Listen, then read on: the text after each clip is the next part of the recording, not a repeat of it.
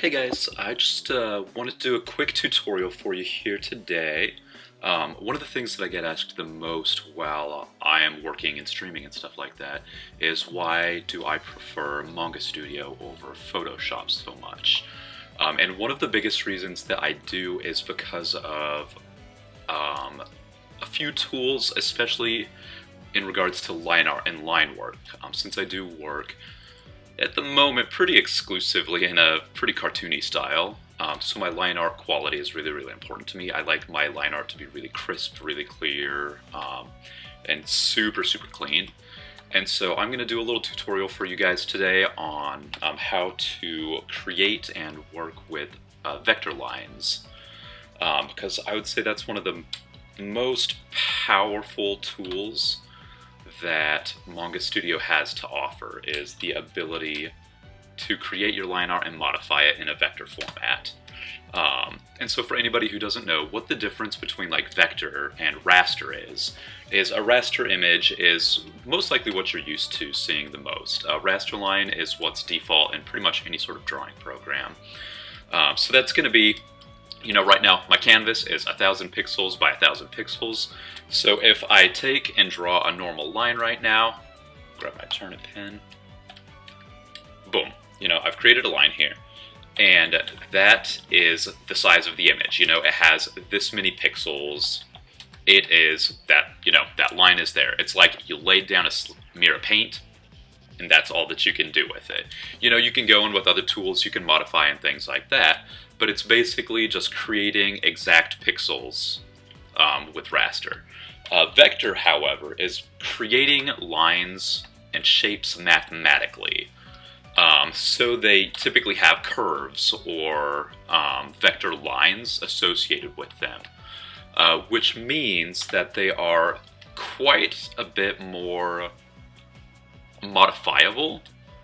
So if I were to here create a vector line, which I'll show you the difference between what I just did there. Now, instead of just being able to erase or, you know, grab modification tools to kind of bend and move around, what I can do in Manga Studio is I can go in and I can look at the vector line and all the points that are associated with it, and I can now infinitely modify and change this line. Another thing that you can do with it is you can scale your line. You can change the width of the line.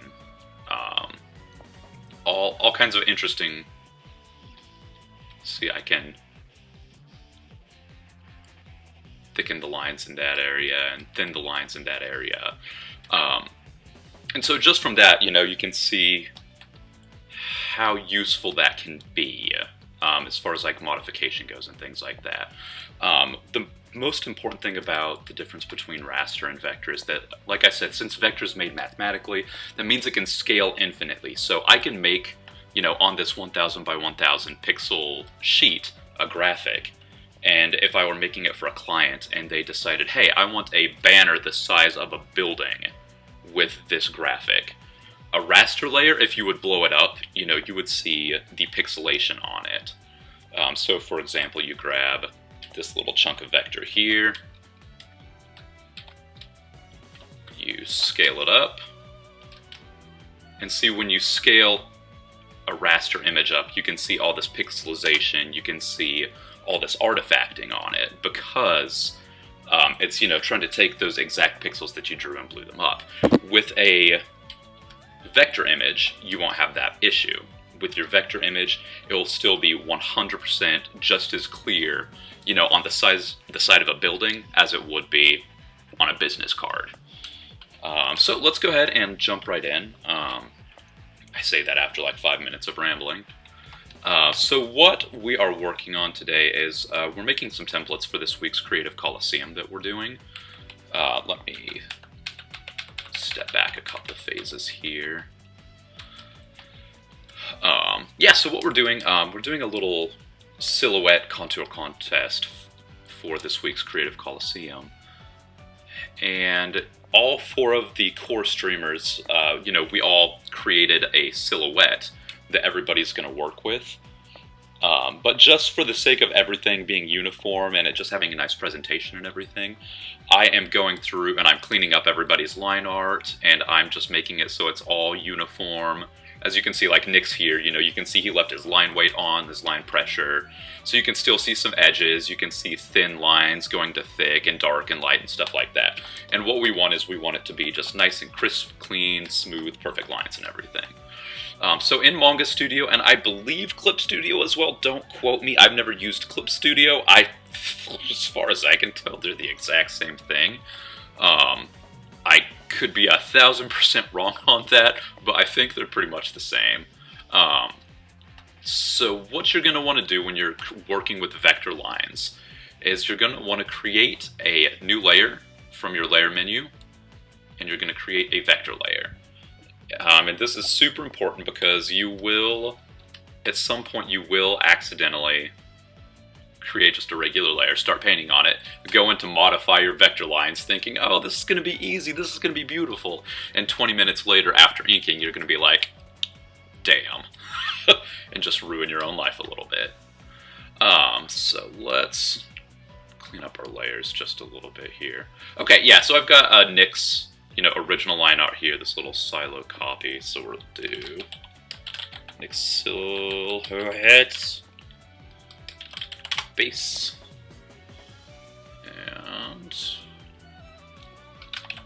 there's top. Sorry, I'm obsessive about keeping all of my my layers and everything all taken care of. Okay, cool job. So let's go ahead and get started here. When you're in your vector layer, again, make sure it'll have this little icon right here, the little kind of papery. I don't even know. It's a thing. It'll have that available, and it'll show you there. Bad boy up. Sorry. Yeah, so it'll have that symbol just to let you know that you are working on a vector layer. You can just use any of your regular pen tools and everything, and they will work for you. For this particular, I'm just going to use the default liner because we decided that just a 3-pixel line looked really super nice.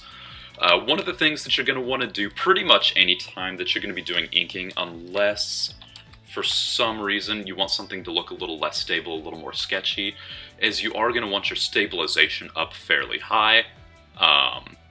Depends, if you are really good at your pen control, you can get some good lines, you can keep things fairly smooth. If you are like me and your hand does tend to be a little bit shakier, your draftsman skills not quite 1000%, the stabilization is basically going to go through, and it's like a little aid that will, here, I found the best way to kind of show it is, this is me just like drawing a, oh god, just kind of a swirl on my own, no stabilization. You see, it's freaking beautiful. But you throw in the stabilization on it, and it kind of smooths things. Actually, my computer's running a little slow because I haven't restarted it for a few days. That's a thing. But it just kind of smooths out your edge control and everything. It puts a tiny bit of a delay. I would say the best, just play with it if you've never used it. Stabilization, one of the best things to ever happen to me artistically. The other thing that you'll want to turn on, or that I suggest turning on, especially when you're using the liner, since we're not doing something with line weight, I highly suggest the vector magnet.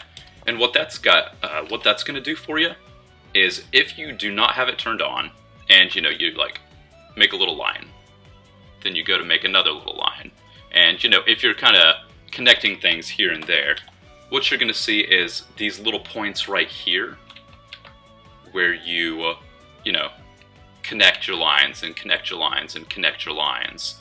You're going to have these little moments of overlay here, and it's going to cause just a little bit of artifacting and a little bit of unwanted line weight. Your vector magnet is basically going to take those ends that are close together, and it's going to tie them together. So if you watch closely, you'll see that actually fixes itself just a tiny bit. And so we can make all these tiny little lines. We can work a little sketchier without having to try to get that perfect line on the first try, you know, over and over and over. Especially like if you're trying to connect 2 points. Because I know that for me has been a struggle. And see, we zoom out and we don't have that same kind of artifacting as we did when we had the vector magnet off. So those are 2 things that I highly encourage you to use and to play around with. So that kind of being covered here, let's go ahead. See, this is why I use all the tools, because naturally,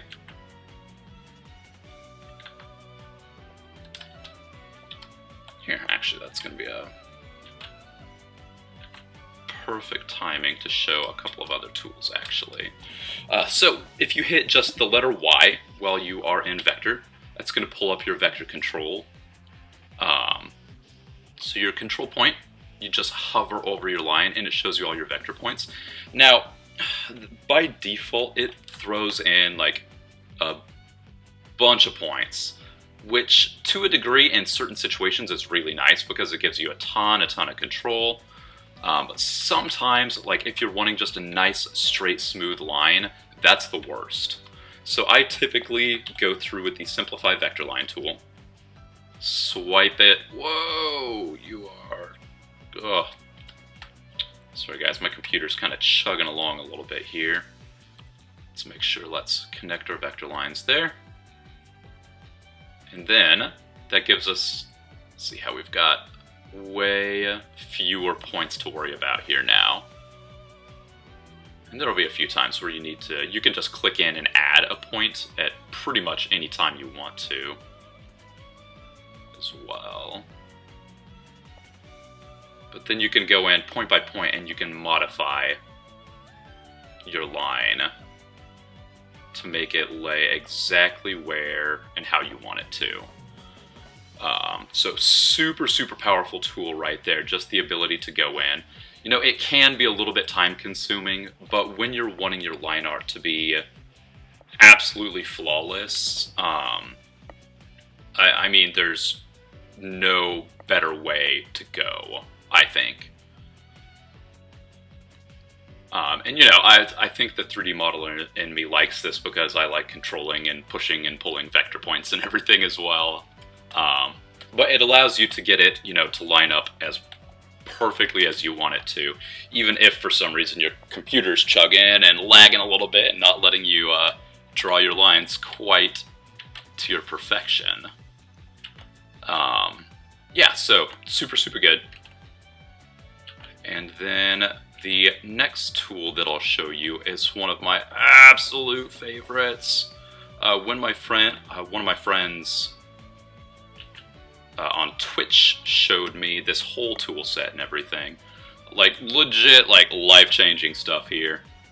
And I keep telling her, like, every time I see her, like, I can't stop thanking her. I'm like, oh, I'm gonna have to give you a hug next time, you know, when I see you in real life, just because you've made everything so much better.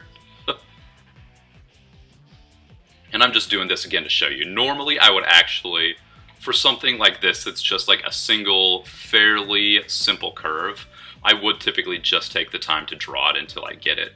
Because there is something to be said for getting those nice organic shapes and everything from, you know, drawing things by hand. Sometimes, I will admit that sometimes you lose a little bit of personality that you can get just from drawing things, you know, if you go in with vector all the time.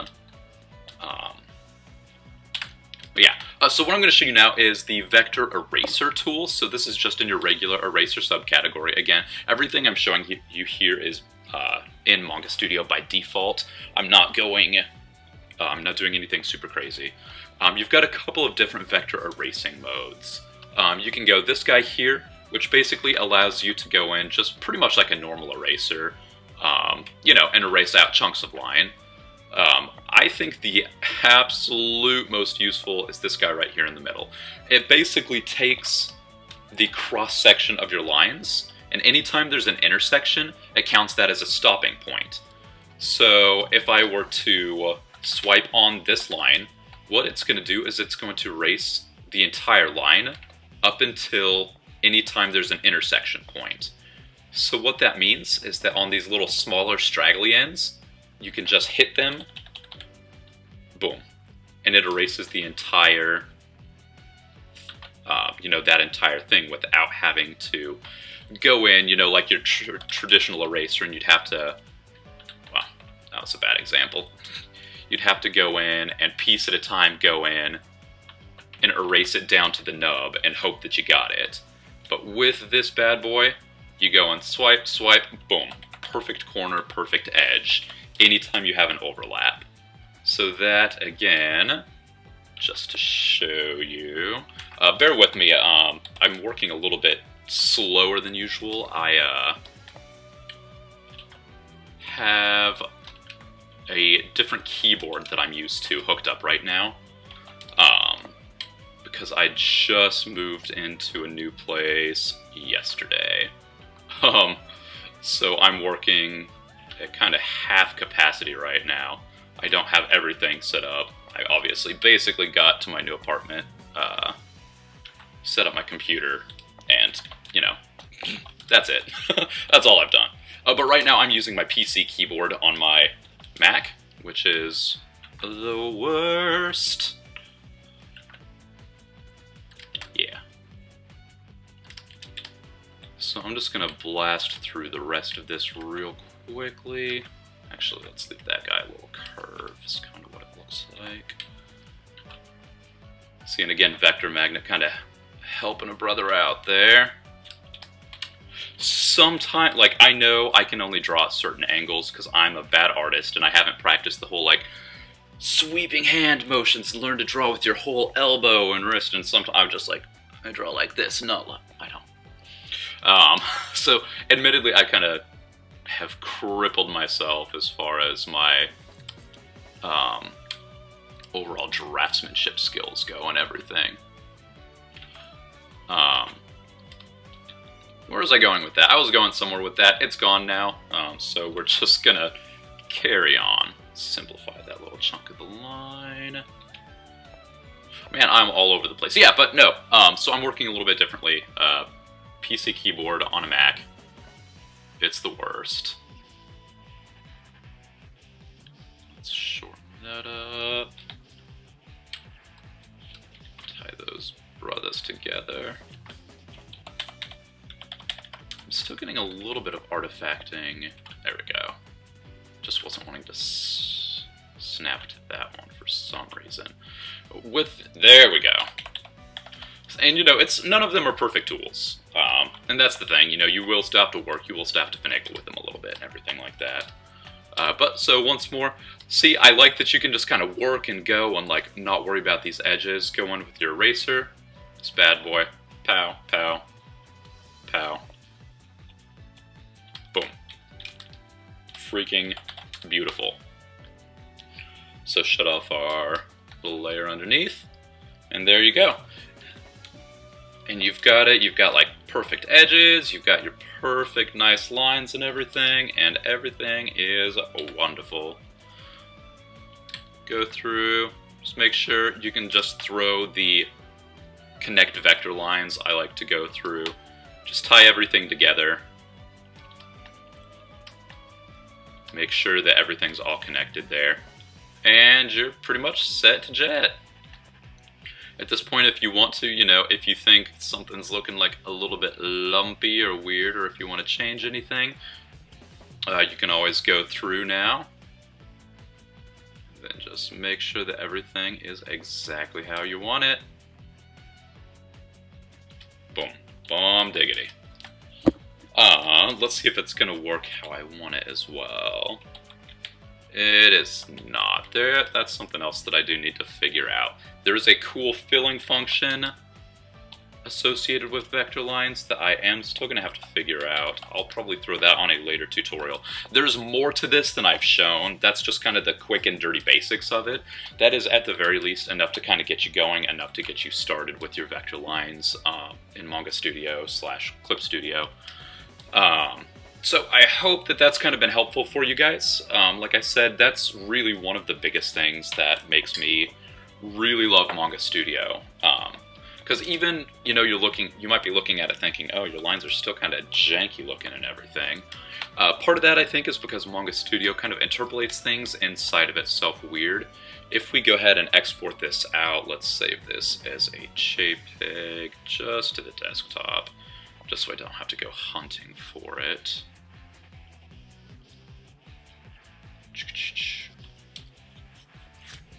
See, now if you go ahead and open it up, I don't know if you can even tell on the recording if it'll be good enough to see the difference. But in Manga Studio, you can see, especially like on edges like this, you can see kind of the interpolation where it looks like your anti-aliasing isn't doing a super good job, and you think, man, my lines kind of look like a turd. But once everything's actually saved out as a JPEG, it all kind of smooths itself out. Super, super nice, clean edge work and everything like that. So, like I said, that's kind of it for the basics of the vector inking in Maya, that's wrong, in Manga Studio.